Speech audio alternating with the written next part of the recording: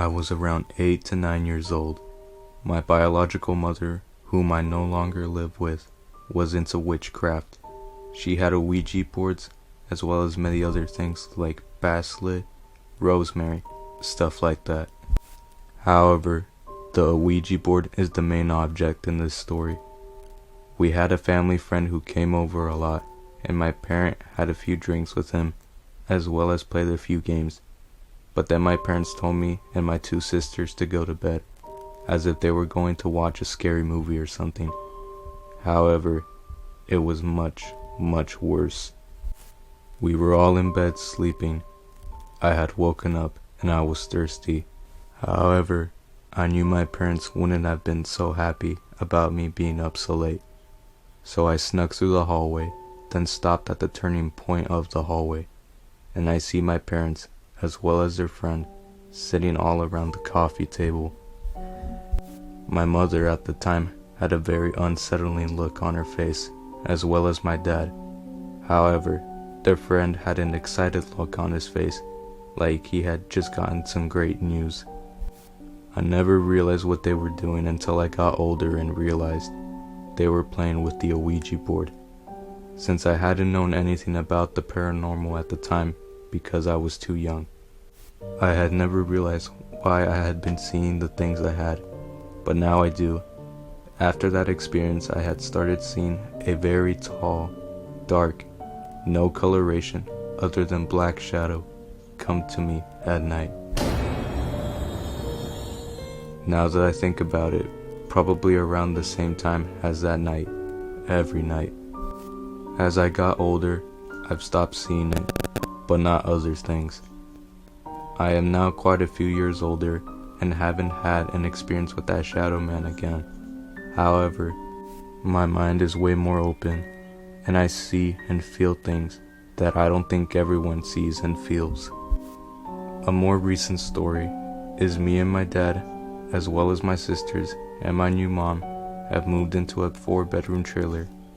At first I was still pretty young, but old enough to know about the paranormal.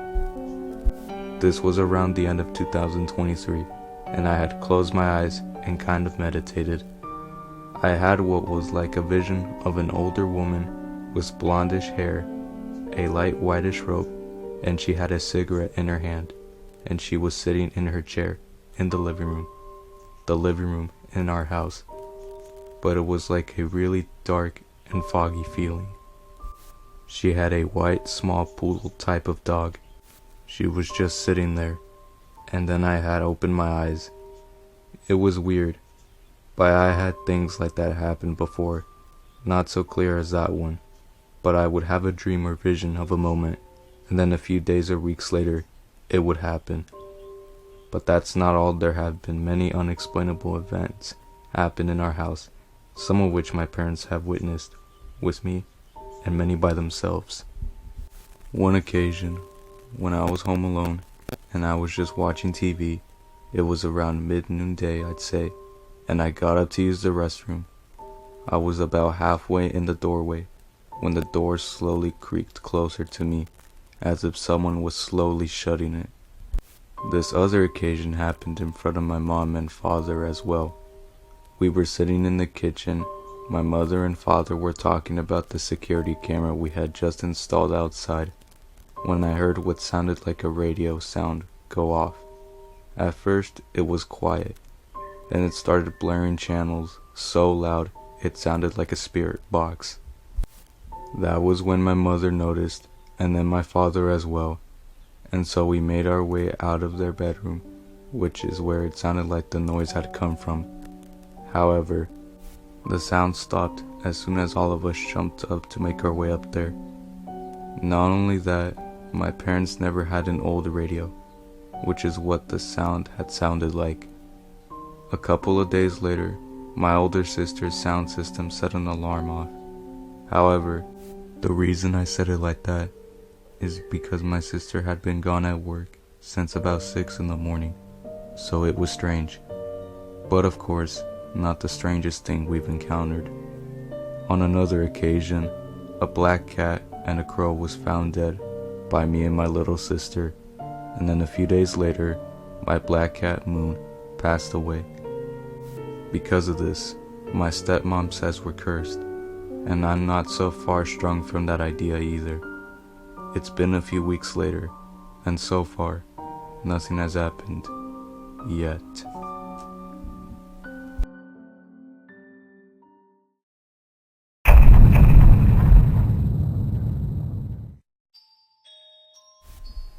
I was 14 at the time. I lived at home with my parents and my 10-year-old sister in a normal suburban home in Connecticut. I had always believed in ghosts, but I never had any experience with anything and never wanted to. My mom had always been infatuated, still does, with ghost shows and paranormal TV, and also finds it fascinating and is always open to it. 6 months prior to the event, my aunt was diagnosed with melanoma. It was terminal, and treatment did almost nothing as the disease progressed. It was really a waiting game to see when, if not, the treatment stopped working. Towards the end of her treatment, I distinctly remember a heaviness in the house. Whether it was my mom's sadness, or maybe just the feeling being home just felt dark all the time. For context, it's important to know the layout of my upstairs. My house was a standard 2-story, 4-bedroom home. My room was always directly next to the staircase, with my parents' and sister's room being on the other end of the house, right next to each other. My house was oldish, not like haunted old, but maybe 30 to 35 years.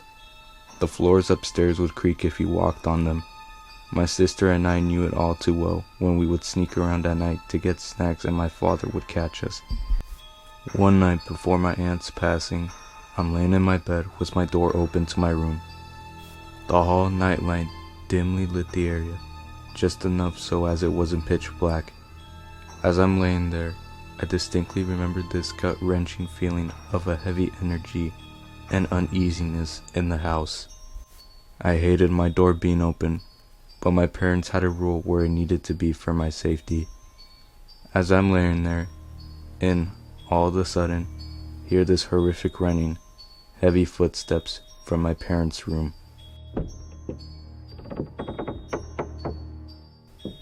Down the hallway and then down the stairs, fast, heavy footsteps.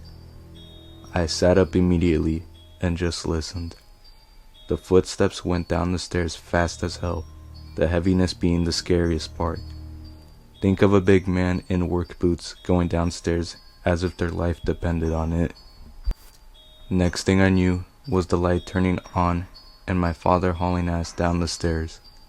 I could hear him searching the house, all the while my mom's at the top of the stairs looking down. I asked, "What's going on?" And she asked me, "Were you out of bed?" To which I said no. My dad came back up and asked me the same thing, checked on my sister, and then double checked again that nobody was here. My mom ended it with a, "Just stay in bed for the night," and left it at that, nothing more. I remember being more scared than I ever had been before. It was my first unexplained encounter. My mom told me it might have been someone coming to visit before taking your aunt home. I don't know how I feel about that, but either way, those footsteps will remain a memory in my head forever.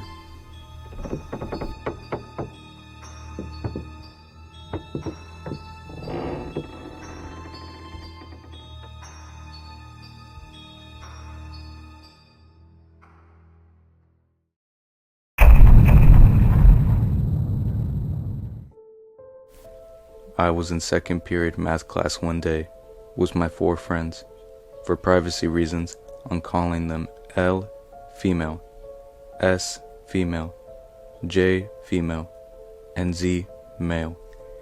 We had a very chill and laid back teacher, where as long as you finished your work on time, you can relax on the rest of class. But today, we felt like working out in the hall. In a way, I felt like my teacher knew we wouldn't do anything if we went outside of the classroom, but she let us out anyway. Little did me and my friends knew we were about to experience something that would scar us forever. Before you ask, we live in an area in the south. Crazy stuff happens a lot more than most places. While me and my friends were talking, I had an odd feeling, one I never had before, like someone was watching me. "Hey guys, do you feel that?" I said with a shake in my voice. My stomach was turning. This was weird for me because I barely get scared at all, but I couldn't shake the feeling of dread. "I do. Can any staff be out here?" Z asked, looking oddly concerned. It was odd. I've always gotten used to his cheery, class clown personality, and I had never seen him like this before. "Why the hell would they be outside? It's pouring outside, and it's almost pitch black too," I replied. Me and all my friends glanced anxiously towards the glass exit door to hear a slight scurrying where the dumpster was, but it was too loud and heavy to be an animal, because it's not like we have bears nearby. Then, just as fast as the sound begun, it stopped, and we saw a tall man run in front of our eyesight, running past the glass door. I froze. I felt like vomiting, and Elle was about to tear up in pure anguish and fear. We all saw it with our own eyes. We would have thought it was one of our teachers, but all of the teachers in our school are female, except my coach, but that man was too short to be him. I was shaking uncontrollably, so I said with my heart in my throat, "I'm gonna go get the resource officer, Jay. Could you come with me?" She complied, and we ran away to go get him. We went to his office and told him what happened. We returned within a couple of minutes, and when we came back, my friends Z, L, and S were as pale as a ghost. They explained they saw him running back and forth in front of the glass and tapping on it, again, and again. The officer didn't find anything, and he looked at us like we were liars. So we just decided to keep working to keep our minds off it. But we all heard something that will echo in my mind forever. 2 taps on the window. We all glanced over to see this man I've never seen before, glancing at us, his disgusting face. Z opened his mouth to shout something, but nothing came out. I saw him mouth, "Let me in." Jay pointed at his back pocket, and I saw it. A blade of a kitchen knife. We all rushed back inside, banging on the door. I was the last one to go in, but I saw him again. It was him, crouched in the nearby woods. After we told my teacher, we went into a lockout. In case you don't know what a lockout is, it's when you can't leave the classroom, but not a lockdown. Me and all my friends still talk today, but Elle doesn't like talking about it. We tried to block it out, but we just couldn't, so we just don't talk about it anymore.